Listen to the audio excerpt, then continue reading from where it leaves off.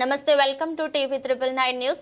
ఎన్నికల సమయంలో మంగళగిరి నియోజకవర్గ ప్రజలకు ఇచ్చిన హామీని నిలబెట్టుకుంటూ పేదలకు పట్టాభిషేకం కార్యక్రమం కింద తొలి విడతలో అర్హులైన 3000 మందికి ఇళ్ల పట్టాల పంపిణీకి మంత్రి లోకేష్ శ్రీకారం చుట్టారు. గతంలో జేసీబీ పాలన చూసాం. ఈ రోజు ఎన్డీఏ ప్రభుత్వంలో దశాబ్దాలుగా నివసిస్తున్న ఎక్కడైతే ప్రాంతంలో ప్రజలున్నారో వాళ్ళందరికీ ఇళ్ల పట్టాలు ఉచితంగా ఇవ్వాలనేది ఒక లక్ష్యంగా పెట్టుకుని ప్రభుత్వం ముందరికెళ్లింది. దాంట్లో భాగంగా ఆంధ్ర రాష్ట్రంలోని ఎన్డీఏ ప్రభుత్వం ఏర్పడిన తర్వాత మొదటి పట్ట మంగళగిరిలో ఉండవల్లి గ్రామంలో ఇస్తాం జరిగింది. ఇది 2024 ఎన్నికల్లో నేను ప్రజలకు ఇచ్చిన హామీ. ప్రధానంగా మంగళగిరిలోకి వచ్చే గల వేలాది మంది దశాబ్దాలుగా ఒక ప్రాంతంలో నివసిస్తాం జరుగుతుంది. వాళ్ళందరూ కోరింది ఒకటే, మళ్ళీ మీరు వేరే ప్రాంతాల్లో మమ్మల్ని తరలిస్తే మళ్ళీ మేము అక్కడ ఇల్లు కట్టుకోవాలా, అంతేకాకుండా అక్కడికి వెళ్లాలన్నా రావాలన్నా ఇబ్బంది పడుతున్నాం, మేము ఎక్కడ నివసిస్తున్నాం అదే రెగ్యులరైజ్ చేయండి మాకు అని పదే పదే వాళ్ళని కోరటం జరిగింది. నేను ఆనాడే చెప్పా, గౌరవంగా బట్టలు పెట్టి పట్టాలు ఇస్తానని హామీ ఇస్తాం జరిగింది. కూటమి ప్రభుత్వం ఏర్పడిన మొదటి 10 నెలల్లో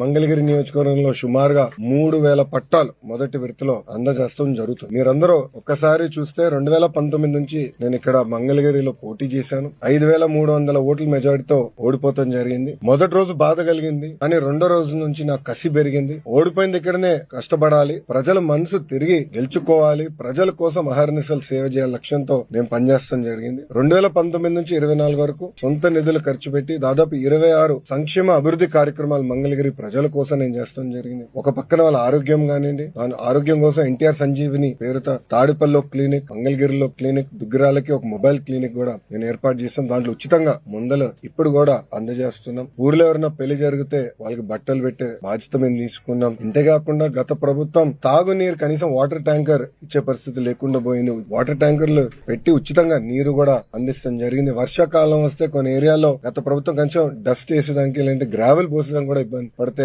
అది కూడా చేస్తాం జరిగింది. కోవిడ్ వచ్చినప్పుడు ఆక్సిజన్ అందజేస్తాం, టెలిమెడిసిన్ కానివ్వండి, ఇదంతా చేసుకుంటా వచ్చాం. ఇట్లా 26 సంక్షేమ అభివృద్ధి కార్యక్రమాలు చేస్తాం జరిగింది. అన్నట్టు స్పోర్ట్స్ పెద్ద ఎత్తున మంగళగిరి ప్రీమియర్ లీగ్ తో చేస్తాం జరిగింది. 3 రౌండ్లు చేశాం. ప్రతి గ్రామానికి ఒక కిట్ ఇచ్చి పిల్లల్లో పోటీ తత్వం పెంచి ఎక్కువ ఒక ప్రీమియర్ లీగ్ ఏర్పాటు చేయాలని చేశాం. అంతేకాకుండా ఒక ప్లే గ్రౌండ్ ఏర్పాటు చేసి ప్రాక్టీస్ గానీ ట్రైనింగ్ కూడా ఆనాడు ఏర్పాటు చేస్తాం జరిగింది. ఇట్లా 26 కార్యక్రమాలు గతంలో చేశాం. 2024 ఎన్నికల్లో మంగళగిరి ప్రజలందరూ నేను కోరింది ఒకటే, ఏ మెజారిటీ అయితే నేను ఓడిపోయానో దాని పక్కన ఒక 0 పెట్టి అదే మెజారిటీతో నేను గెలిపించాలని నేను కోరాను. వాళ్ళందరూ ఒకటే చెప్పా, నాకు మీరు ఎంత ఎక్కువ మెజారిటీ ఇస్తే నాకు అంత బలం వస్తుంది, మీకోసం నేను పని చేయగలుగుతాను. అవసరమైతే అటు ముఖ్యమంత్రి గారితో ఇటు పవన్ అంతా కూడా నేను పోరాడి నిధులు తీసుకొచ్చి అభివృద్ధి చేస్తానని హామీ ఇస్తాం జరిగింది. ఎవరు ఊహించిన విధంగా ఆంధ్ర రాష్ట్ర చరిత్ర తిరిగి రాసింది మంగళగిరి నియోజకవర్గం.